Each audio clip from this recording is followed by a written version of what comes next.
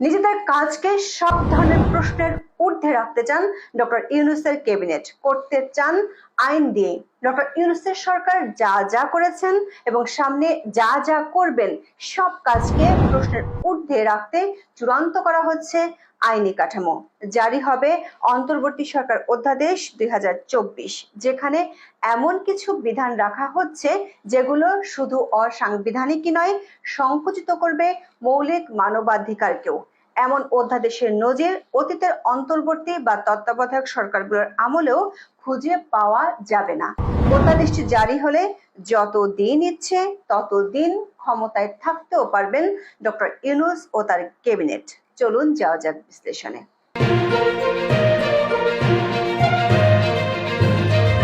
সংবিধানের পঞ্চদশ সংশোধনীতে বিলুপ্ত হয়েছিল নির্দলীয় তত্ত্বাবধায়ক সরকার ব্যবস্থা।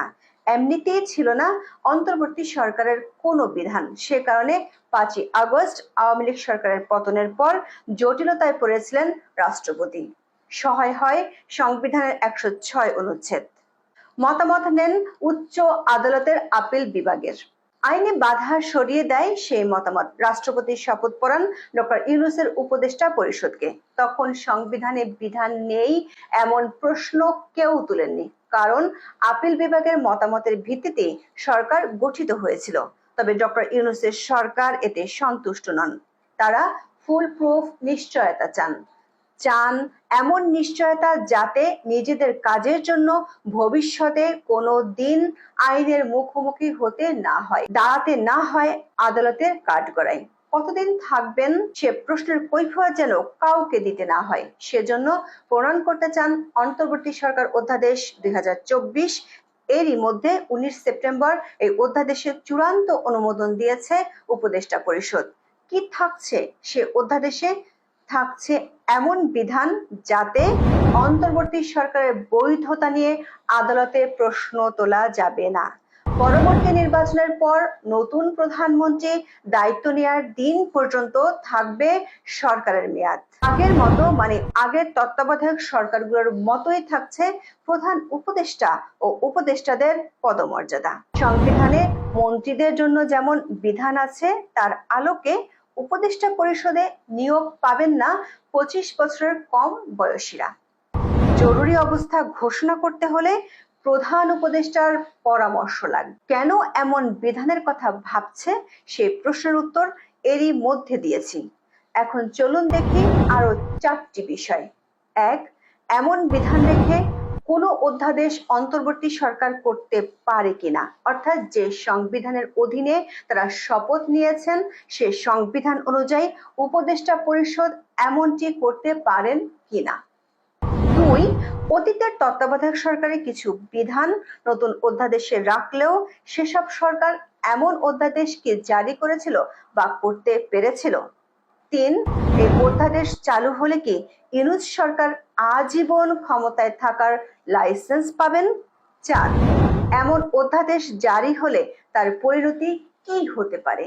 অধ্যাদেশের খসড়ায় বলা হয়েছে, সংবিধান সহ অন্য যে কোনো আইনে যা বলা থাকুক না কেন, ডক্টর ইউনূসের সরকার ক্ষমতা নেওয়ার পর থেকে এই সরকারের জারি করা সব অধ্যাদেশ, বিধিবিধান, প্রজ্ঞাপন সহ সব কাজ গৃহীত হয়েছে বলে গণ্য হবে। এমনকি বাংলাদেশের সুপ্রিম কোর্ট সহ অন্য কোনো আদালত বা কর্তৃপক্ষ এগুলোর বৈধতা সম্পর্কে কোনোভাবেই কোনো প্রশ্ন উত্থাপন কিংবা এদেরকে অবৈধ বা বাতিল করতে পারবে না। দর্শক, খেয়াল করে দেখুন কি বলা হচ্ছে নতুন অধ্যাদেশে।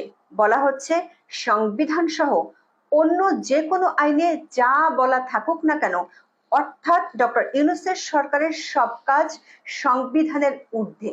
যে সংবিধানের অধীনে তারা শপথ নিয়েছেন সে সংবিধানও তাদের কাজকে প্রশ্ন করতে পারবেন না।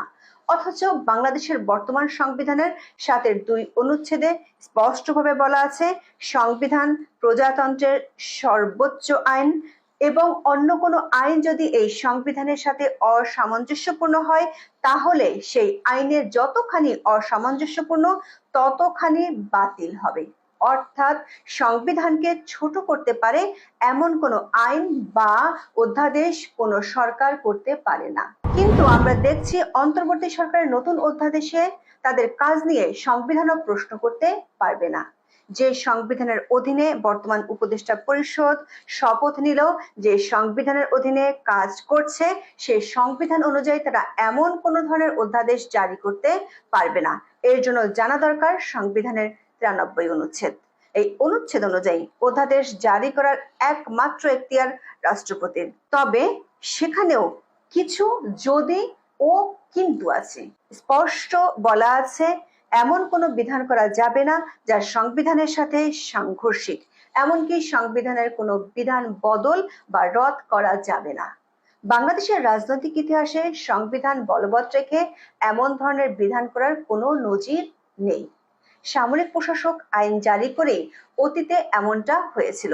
নতুন অধ্যাদেশের খসড়ায় কিছু কিছু বিধান আগের তত্ত্বাবধায়ক সরকারের বিধানের মতোই থাকছে। যেমন ধরুন, উপদেষ্টা হওয়ার যোগ্যতা, উপদেষ্টাদের পদমর্যাদার বিষয়টি থাকছে অবিকল 1996 সাল থেকে 2007 সাল পর্যন্ত 4টি তত্ত্বাবধায়ক সরকারের উপদেষ্টা পরিষদের মতো। সংবিধানের ত্রয়োদশ সংশোধনীতে তত্ত্বাবধায়ক সরকারের বিধানের আলোকেই তা অনুসরণ করা হতো, কিন্তু সংবিধানের সাথে কোনো সাংঘর্ষিক বা সংবিধানের ঊর্ধ্বে গিয়ে কোনো বিধান জারির ক্ষমতা কোনো তত্ত্বাবধায়ক সরকারের ছিল না। এখানে আরেকটি বিষয় চলে আসে, সেটি হলো আগের তত্ত্বাবধায়ক সরকারগুলোর মেয়াদ ছিল 3 মাসের। নির্বাচন অনুষ্ঠান ছিল তাদের মূল কাজ। সেখানে নতুন অধ্যাদেশে বলা হচ্ছে 13তম জাতীয় সংসদ নির্বাচন অনুষ্ঠিত না হওয়া পর্যন্ত এবং পরবর্তী প্রধানমন্ত্রী নির্বাচিত না হওয়া পর্যন্ত ডক্টর ইউনূস ও তার সরকার ক্ষমতায় থাকবেন। এর থেকে একটি বিষয় পরিষ্কার, কবে নির্বাচন হবে সেটি যেমন আমরা জানি না, তেমনি ডক্টর ইউনূসের সরকার নির্দিষ্টভাবে কতদিন ক্ষমতায় থাকবেন সেটিও আমরা জানি না। এমনকি একটি নির্বাচিত সরকার ক্ষমতায় আসলে আমরা জানি তার মেয়াদ 5 বছর।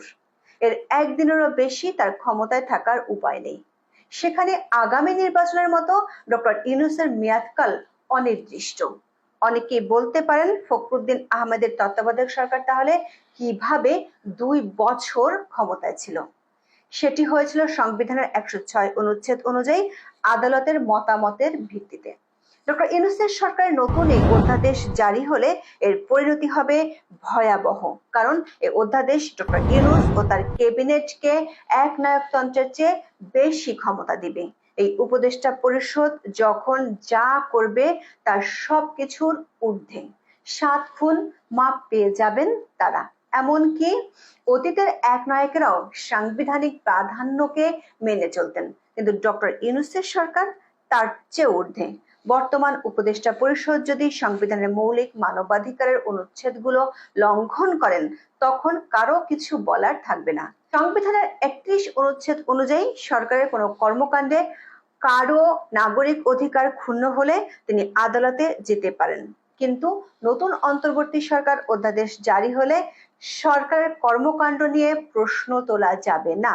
তখন সংবিধানের 26, 27, 31 ও 32 অনুচ্ছেদ কোনো কাজে আসবে না। অথচ প্রধান উপদেষ্টা সহ অন্য উপদেষ্টাগণ শপথ নিয়েছিলেন সংবিধান রক্ষণ, সমর্থন ও নিরাপত্তা বিধান করার।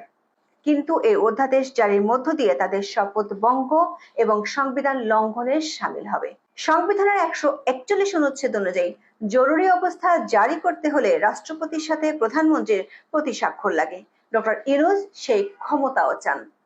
আমাদের বিশ্লেষণ বলছে সামরিক সরকার ছাড়া এমন ভয়ঙ্কর অধ্যাদেশ বাংলাদেশের ইতিহাসে কখনো দেখা যায়নি।